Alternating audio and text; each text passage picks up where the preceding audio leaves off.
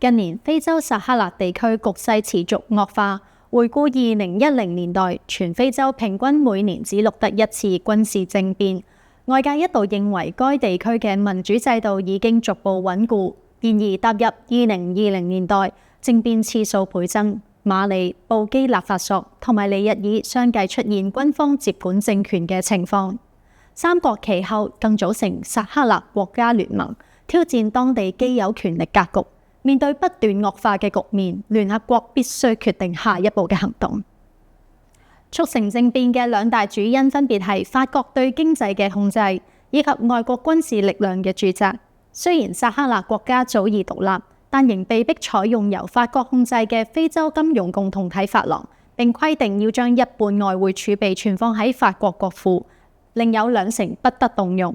結果各國只可以動用3成出口收益用於學校、醫療、基礎建設等重要投資。由於無法掌握自主貨幣政策，經濟發展受限，令到撒哈拉地區長期陷於貧困，嬰兒死亡率高企，識字率亦偏低。外國軍事介入亦都係令到局勢動盪嘅關鍵因素。美國同法國多年嚟喺當地駐軍，以反恐為名執行任務。然而暴力事件冇減少之餘，恐怖襲擊反而急劇增加。2007年至到2021年間，撒哈拉地區因為恐怖主義造成死亡人數上升10倍，現時佔全球1/3以上。原因之一係美法軍事行動造成大量平民傷亡，引發家屬報復，繼而投身武裝組織。ISIS 等極端組織亦都趁機會吸納成員，令到反外國軍事力量情緒不斷升溫。喺馬里、布基納法索同尼日爾，唔少民眾認為長期依靠法國同美國前任政府未能捍衛國家自主，因此選擇支持政變。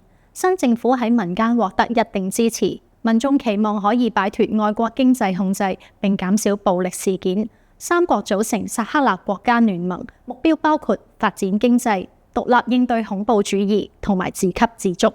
不過外界憂慮法國同美國或會試圖重奪影響力。該地區資源豐富，擁有鈾礦、石油、鋰同天然氣。